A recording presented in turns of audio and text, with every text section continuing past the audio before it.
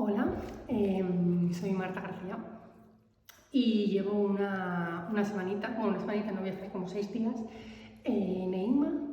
gracias a una colaboración Dansa Valencia Firabe. Y bueno, vengo como trabajando un proyecto que empieza en agosto, donde he podido como estar testeando, experimentando en diferentes lugares de manera situada sobre una práctica que me he inventado que se llama la práctica del agujero, a partir de la influencia del artista plástico Tomás Verdú, de una serie que tiene que se llama Forats.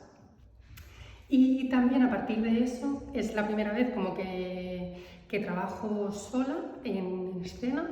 entonces también tiene como una práctica que a la vez también se llama familiarizarse,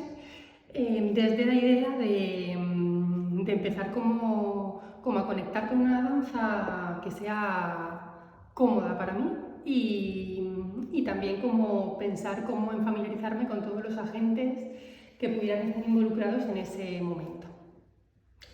Y esto parece muy básico, pero en eso estoy.